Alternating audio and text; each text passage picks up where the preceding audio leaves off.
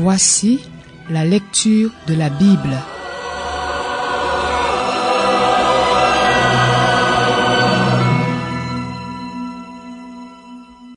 Jérémie, chapitre 8. À ce moment-là, déclare l'Éternel, on sortira de leurs tombeaux les ossements des rois de Juda, les ossements de ses chefs, ceux des prêtres, ceux des prophètes et ceux des habitants de Jérusalem. On les exposera au soleil, à la lune et à tous les corps célestes, puisqu'ils les ont aimés, servis, suivis, recherchés et se sont prosternés devant eux. On ne les rassemblera pas, on ne les ensevelira pas, et ils seront comme du fumier sur la terre. La mort sera préférée à la vie par tous les rescapés de ce peuple méchant, et ce partout où je les aurai chassés, déclare l'Éternel, le Maître de l'univers. Annonce-leur, voici ce que dit l'Éternel. Est-ce qu'on tombe sans se relever? Ou bien est-ce qu'on se perd sans revenir en arrière? Pourquoi donc cette population de Jérusalem s'abandonne-t-elle à de perpétuels égarements? Ils renforcent leur trahison, ils refusent de revenir à moi. Je suis attentif et j'écoute. Ils ne parlent pas comme ils le devraient. Aucun ne regrette sa méchanceté et ne se dit « Qu'ai-je fait ?» Tous retournent à leur course, pareil à un cheval qui s'élance au combat. Même la cigogne, dans le ciel, reconnaît l'époque de sa migration. La tourterelle, l'hirondelle et la grue respectent le moment de leur retour. Mais mon peuple ne reconnaît pas le droit établi par l'Éternel. Comment pouvez-vous prétendre « Nous sommes sages, puisque la loi de l'Éternel est avec nous ». C'est vraiment en vue du mensonge que la plume mensongère des scribes s'est mise à l'œuvre. Les sages sont couverts de honte, ils sont terrorisés, pris au piège. Maintenant qu'ils ont méprisé la parole de l'Éternel, où est leur sagesse? C'est pourquoi je donnerai leurs femmes à d'autres et leurs champs à ceux qui les en déposséderont.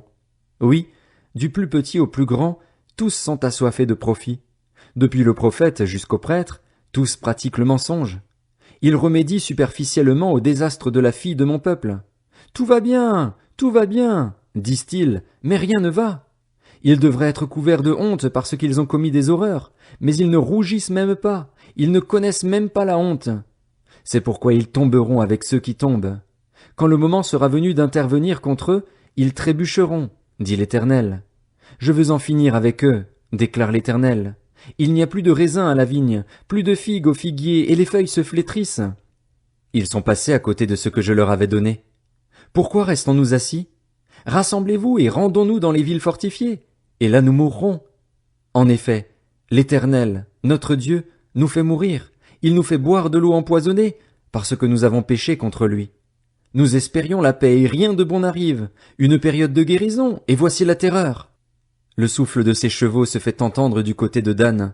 Toute la terre tremble au bruit que fait le hennissement de leurs étalons. Ils viennent dévorer le pays et ses biens, la ville et ses habitants.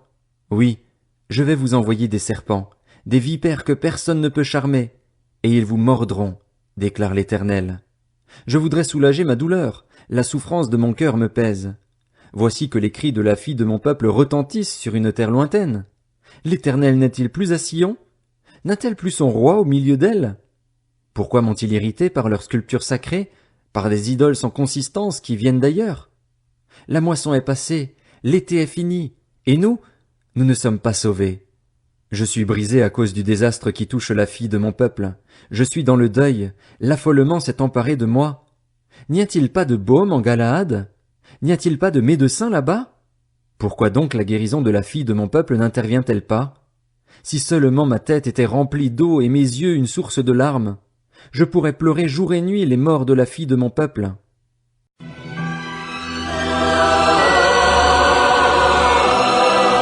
C'était la lecture de la Bible.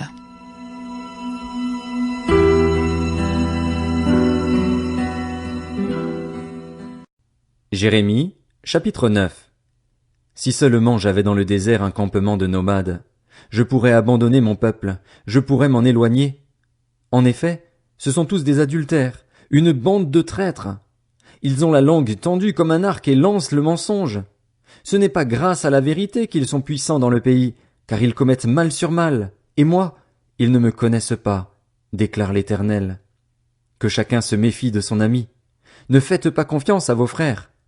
En effet, aucun frère n'hésite à tromper et tout ami propage des calomnies. Chacun trompe son ami, ils ne disent pas la vérité. Ils exercent leur langue à mentir, ils se fatiguent à faire le mal. Ta maison se trouve là où la trahison a son quartier général. C'est par trahison qu'ils refusent de me connaître, déclare l'Éternel. C'est pourquoi, voici ce que dit l'Éternel, le Maître de l'univers.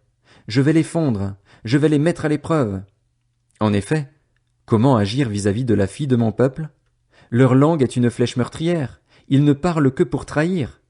De la bouche ils disent que tout va bien à leur prochain, mais intérieurement ils lui tendent un piège. N'interviendrai-je pas contre un tel comportement? Déclare l'Éternel, ne me vengerai-je pas d'une pareille nation? Sur les montagnes je fais entendre mes pleurs et mes gémissements, sur les plaines du désert je prononce une complainte, car elles sont brûlées, plus personne n'y passe. On n'y entend plus le bruit que font les troupeaux. Tant les oiseaux que les bêtes sauvages ont pris la fuite, ils ont disparu. Je ferai de Jérusalem un tas de ruines, un repère de chacals, et je ferai des villes de Juda un désert dépourvu de toute animation. Qui est un homme sage? Qu'il cherche à comprendre ce qui arrive, qu'il annonce ce que la bouche de l'Éternel lui aura dit. Pourquoi le pays est-il détruit, brûlé comme un désert où personne ne passe? L'Éternel dit, c'est parce qu'ils ont abandonné ma loi, celle que j'avais mise devant eux, parce qu'ils ne m'ont pas écouté et ne l'ont pas suivi. Au contraire, ils ont suivi les penchants de leur cœur, ils ont suivi les Baals, comme leurs pères le leur ont appris. C'est pourquoi, voici ce que dit l'Éternel, le Maître de l'univers, le Dieu d'Israël. Je vais faire avaler de l'absinthe à ce peuple, et je lui ferai boire de l'eau empoisonnée. Je les disperserai parmi des nations inconnues d'eux aussi bien que de leurs ancêtres. J'enverrai l'épée à leur poursuite, jusqu'à leur extermination. Voici ce que dit l'Éternel, le Maître de l'univers. Comprenez ce qui se passe. Appelez les pleureuses et qu'elles viennent. Envoyez chercher des femmes expérimentées et qu'elles viennent. Qu'elles se dépêchent de se lamenter sur nous. Que nos yeux versent des larmes et que de nos paupières coule de l'eau. En effet, le cri d'une lamentation se fait entendre de Sion. Ah, nous voici décimés. Nous sommes couverts de honte parce que nous avons abandonné le pays, parce qu'ils ont démoli nos habitations. Oui, femmes, écoutez la parole de l'Éternel. Que votre oreille fasse bon accueil à la parole qui sort de sa bouche. Enseignez à vos filles à se lamenter. Enseignez-vous des complaintes les unes aux autres. Oui, la mort est montée par nos fenêtres. Elle a pénétré dans nos palais. Elle fauche les enfants dans la rue, les jeunes gens sur les places. Annonce, voici ce que déclare l'Éternel. Les cadavres des hommes tomberont comme du fumier sur les champs, comme des épis qui tombent derrière le moissonneur et que personne ne ramasse. Voici ce que dit l'Éternel. Que le sage ne se montre pas fier de sa sagesse, que le fort ne se montre pas fier de sa force, que le riche ne se montre pas fier de sa richesse, mais que celui qui veut éprouver de la fierté mette sa fierté dans ceci, le fait d'avoir du discernement et de me connaître. En effet, c'est moi, l'Éternel, qui exerce la bonté, le droit et la justice sur la terre. Oui, c'est cela qui me fait plaisir, déclare l'Éternel. Voici que les jours viennent, dit l'Éternel, où j'interviendrai contre tous les faux circoncis. L'Égypte, Juda, Édom, les Ammonites, Moab, tous ceux qui se rasent les coins de la barbe et qui habitent dans le désert. En effet, toutes les nations sont incirconcises, et la communauté d'Israël tout entière a le cœur incirconcis. Jérémie, chapitre 10. Écoutez la parole que l'Éternel vous adresse, communauté d'Israël. Voici ce que dit l'Éternel. N'imitez pas la conduite des nations, ne vous laissez pas effrayer par les signes du ciel parce que les nations sont effrayées par eux. En effet, les coutumes des peuples sont vides de sens. C'est du bois qu'on coupe dans la forêt. La main de l'ouvrier le travaille avec la hache, on l'embellit avec de l'argent et de l'or, on le fixe avec des clous et des marteaux pour qu'il ne bouge pas. Ces dieux ressemblent à un poteau massif. Ils ne parlent pas. Il faut bien qu'on les porte, puisqu'ils ne peuvent pas marcher. N'ayez pas peur d'eux, car ils ne peuvent faire aucun mal. Ils sont même incapables de faire du bien. Personne n'est semblable à toi, Éternel. Tu es grand, et ta puissance contribue à la grandeur de ta réputation. Qui pourrait ne pas te craindre, roi des nations? Oui, c'est à toi que la crainte est due, car parmi tous les sages des nations et dans tout leur royaume, personne n'est semblable à toi. Tous, sans exception, sont idiots et stupides. L'instruction des idoles, ce n'est que du bois. On fait venir des lames d'argent de Tarsis et de l'or d'Uphaz. L'ouvrier et la main de l'orfèvre les travaillent. Les habits de ces dieux sont de pourpre violette et rouge, tous sont l'œuvre d'habiles artisans. Mais c'est l'Éternel qui est le vrai Dieu. Lui, il est un Dieu vivant, et il est roi pour l'éternité. La terre tremble devant sa colère, et les nations ne supportent pas sa fureur. Vous leur tiendrez ce langage? Les dieux qui n'ont pas fait le ciel et la terre disparaîtront de la terre et de dessous le ciel. C'est lui qui a fait la terre par sa puissance. Il a fondé le monde par sa sagesse. Il a déployé le ciel par son intelligence. À sa voix, l'eau gronde dans le ciel. Il fait monter les nuages des extrémités de la terre. Il déclenche les éclairs et la pluie. Il tire le vent de ses trésors. Tout homme est dépassé, même les plus savants. Tout orfèvre est honteux de sa sculpture sacrée, car son idole n'est que mensonge. Le souffle de la vie n'habite pas dans les idoles. Elles sont sans consistance, ridicules. Quand ce sera le moment d'intervenir contre elles, elles disparaîtront. Celui qui a le bien de Jacob n'est pas comme elle, car c'est lui qui a tout façonné. Israël est la tribu qui lui appartient. L'Éternel, le maître de l'univers, voilà quel est son nom. Ramasse tes affaires qui traînent par terre, toi qui te trouves en état de siège, car voici ce que dit l'Éternel. Cette fois-ci, je vais expédier au loin les habitants du pays. Je vais provoquer leur détresse pour qu'on les capture. Malheur à moi, je suis brisé, ma plaie est douloureuse. Et moi qui disais, c'est une calamité, mais je la supporterai. Ma tente est dévastée, tous mes cordages sont coupés. Mes fils m'ont quitté, ils ne sont plus là. Je n'ai personne qui dresse de nouveau ma tente, qui relève mes abris en toile. C'est que les bergers ont été stupides, ils n'ont pas cherché l'Éternel. Voilà pourquoi ils n'ont pas agi intelligemment, voilà pourquoi tous leurs troupeaux sont dispersés.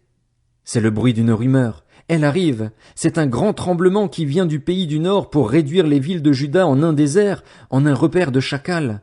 Je sais, Éternel, que l'être humain n'a pas autorité sur la voie qu'il suit. Ce n'est pas à l'homme qui marche de diriger ses pas. Corrige-moi, Éternel, mais dans une juste mesure et non dans ta colère. Sinon, tu m'affaiblirais trop. Déverse ta fureur sur les nations qui ne te connaissent pas, sur les peuples qui ne font pas appel à toi. En effet, il dévore Jacob, il le dévore, il l'extermine et dévaste son domaine. Jérémie, chapitre 11. Voici la parole de l'Éternel adressée à Jérémie par l'Éternel. Écoutez les paroles de cette alliance. Tu les répéteras aux hommes de Juda et aux habitants de Jérusalem et tu leur diras, voici ce que dit l'Éternel, le Dieu d'Israël.